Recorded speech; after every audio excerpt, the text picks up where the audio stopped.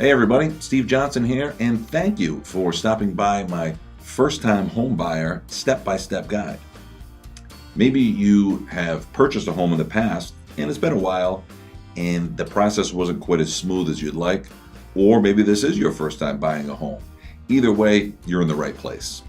What we're going to do is break down the 5 sections of the process of purchasing your home that I feel are the most important. So with that, let's take a look. The first section, I'd like to talk about what goes into applying for a mortgage and when you should do it. Next, we'll take a look at what making the offer is all about, how you work with your real estate agent, and how your real estate agent will in turn work with the seller's agent. Next, we'll come up with the escrow period. That's the process during which you've found a house, you've negotiated your offer that's been accepted, and now you want to close that loan. This is working with the bank or lender that you initially had spoken to get the pre-approval process started. After that, we're going to go into the closing section. What does it look like on the day of closing? What do you expect? And what should you know before you go to the closing? Lastly, we'll take a look at the mortgage payment. We'll look at all 4 parts of it, and in some cases, 5 parts if there's mortgage insurance. All right, let's get into it. So most likely you're going to be investing in this property not by yourself, but with someone else. That someone else is going to be your financial partner. It's going to be a lender or bank.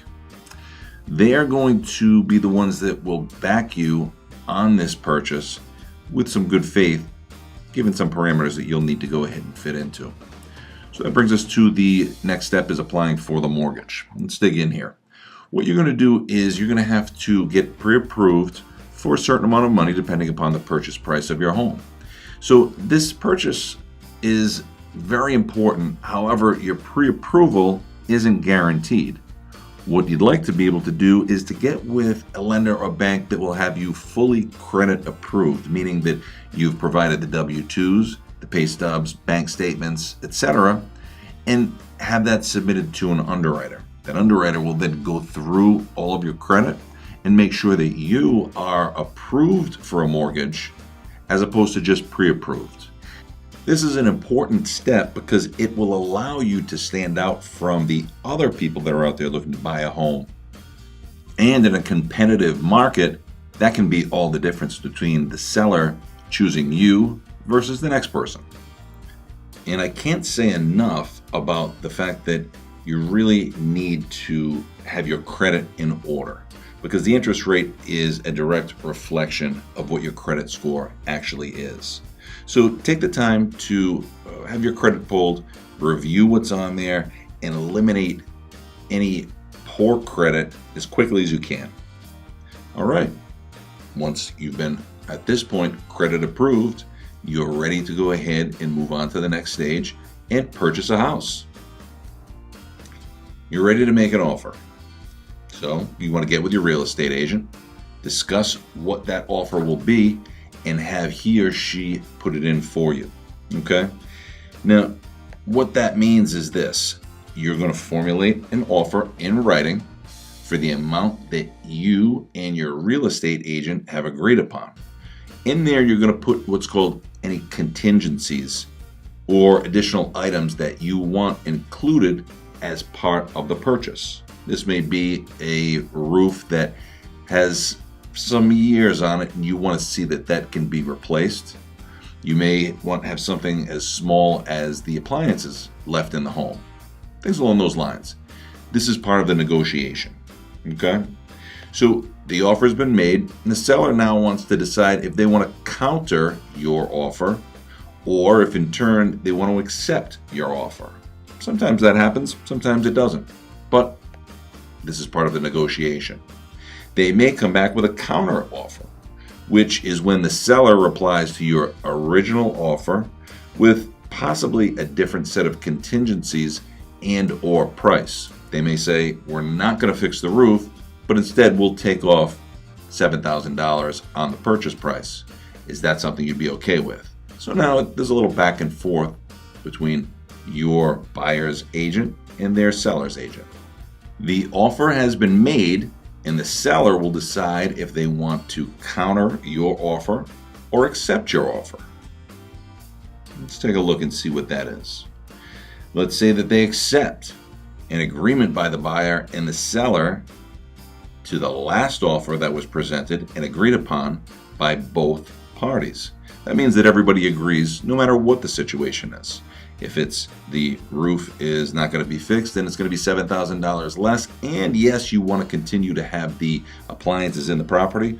Well, if everyone can agree to that, then guess what? That's an accepted offer. All right. At this point, what will happen is the agents will draw up a sales contract and they will put a close date in the future that everybody is now going to be expected to meet on that day to sign the paperwork. Typically, it's 30 to 45 days from the signing of the initial paperwork to purchase that property. Now that brings us into the next stage, which is called the escrow period. But before we get into that, let's review where we've been. Initially, we got the pre-approval, which then hopefully you have provided everything to your loan officer, and he or she has provided that to the underwriter to get you credit approved, obviously making you a much stronger buyer. After that, you were able to look around at properties to find something that fit into your budget that you felt comfortable with the payments. You were then able to come to terms with the seller and get under contract to purchase that property. So now that brings us to the escrow period. That is the time between the accepted offer and the actual closing where you become the owner of the property.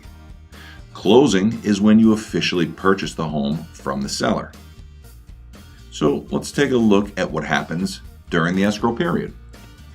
You will be securing your mortgage financing.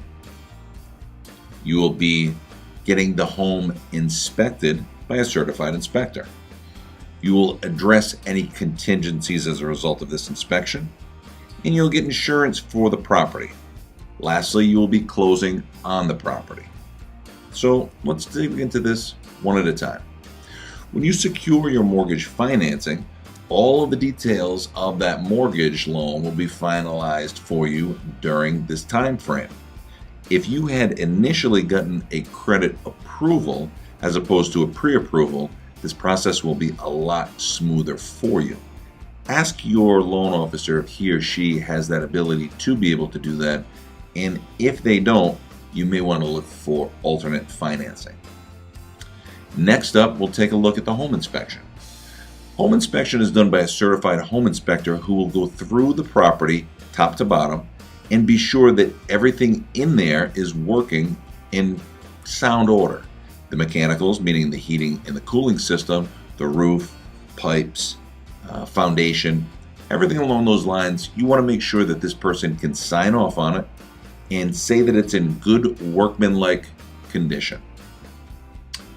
During the process of the escrow period, if that inspection turns up anything that isn't to your liking, there's generally a 10-day grace period to address these contingencies.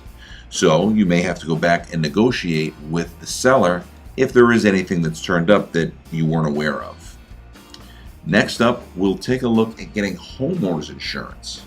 Now, I would suggest that you get a few quotes from reputable insurance companies. Now, the lender needs this to accurately calculate your monthly mortgage payment to include your escrow, which would be your tax and insurance. In this case, you need an accurate insurance number to get an accurate payment, which would include your principal and interest and your taxes and insurance. I suggest getting this as early in the process as possible, especially if you have a very, very high debt to income ratio, meaning the amount of bills that you owe versus the income that you have coming into your household. That may or may not be an issue for you down the road. You'll want to make sure that you get the declaration page from your insurance agent over to the lender as quickly as possible. This will indeed show the proof of insurance. Your lender will want to see that as quickly as he can or she can. Now we're on to the closing. Once your mortgage financing is settled and your loan is cleared to close, the date of the loan will be confirmed. This is your actual closing date. So if you remember when you first signed the paperwork, you had specified a date in the future, which is 30 to 45 days from the initial signing. Now that date has become very clear as your mortgage financing has been taken care of. Once you sign all the documents at the closing, then the ownership of the property officially changes hands and is now yours. So you want to make sure that your lender, prior to the closing date, has been able to discuss any closing costs with you. You don't want to be blindsided with that or just sign something blindly 3 days before the closing. During the closing, you're going to see a variety of expenses. This may include paying the title company and or the attorney who's doing the closing for you. You're going to be possibly paying the realtor as a buyer. It's very rare, but it can happen. The seller typically covers that cost for both the buyer's agent, which is your agent, and the seller's agent, which is his or her agent. You will be paying for 1 year of the homeowner's insurance. That's always paid up front. Next, you'll be paying for your escrow account for your taxes and insurance. You need to make sure that there's enough money to pay the next quarter's tax, and then there's enough money set aside going forward for the next year to pay the insurance. And of course, you'll be paying the lender. There are many other fees, so make sure that you go over all of these with your lender before you get to the closing. As I said, you don't want to be surprised when you get to the closing. So, guess what? You can now move in and enjoy it because you are a homeowner. It takes a lot of work to become a homeowner, so you should be very proud of yourself. So, that brings us to the mortgage payment. There's a lot that goes into it, and I want to make sure that you feel comfortable with all parts of it. You break it down into these 4 parts: principal and interest, which is the actual mortgage payment itself; taxes and insurance, which is the escrow balance, which will be paid on your behalf by your lender or your bank; and then in some cases, PMI or private mortgage insurance, or if it's an FHA, it's called mortgage insurance premium. So let's take a look at each. We'll look at the principal. This is the part of your monthly mortgage payment that actually goes to pay your mortgage balance down. That's what you want to put down as extra if your mortgage is set up that way to pay it off sooner if you can afford it. Next is the interest. This is the part of the monthly mortgage payment that goes towards paying the lender. Next up, we'll take a look at the tax and insurance escrow account contribution. As I mentioned earlier, the taxes and insurance, if they are escrowed, are then paid on your behalf by the lender or the bank. Your taxes and your insurance can go up over time. When this happens, your monthly mortgage payment will go up to cover the increase. If you have a fixed rate loan, then your loan will only ever increase due to the tax or insurance increasing. That brings us to private mortgage insurance, commonly known as PMI. This is the part of your monthly mortgage payment that goes to pay for the insurance that covers the lender if you default or don't pay on your loan any longer. It's a necessary evil if you have less than 20% down on a conventional loan. FHA is a little bit different, wherein they require mortgage insurance on any loan, regardless of the loan to value. Something to keep in mind. That brings us to the end. And let's review what it is that we learned. Well, we learned we needed to get an approval prior to going out shopping for a home.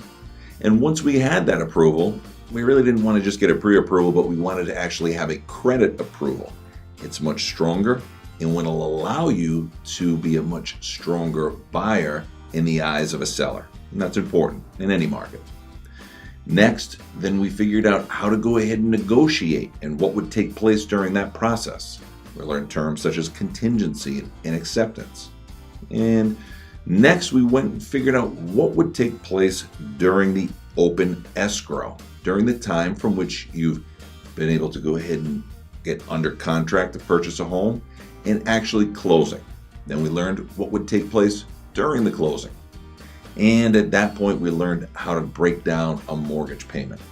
Now, I feel very confident that you're going to be able to nail it when you get out there in the real world and apply what you've been able to learn today.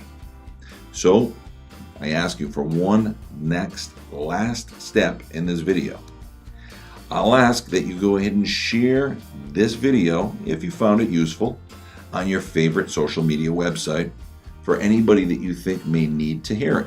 Maybe a real estate agent, or maybe it's just a relative of yours. I'll ask you at the very end to subscribe to my YouTube channel, and if you're looking for any more content, you'll be able to find it there.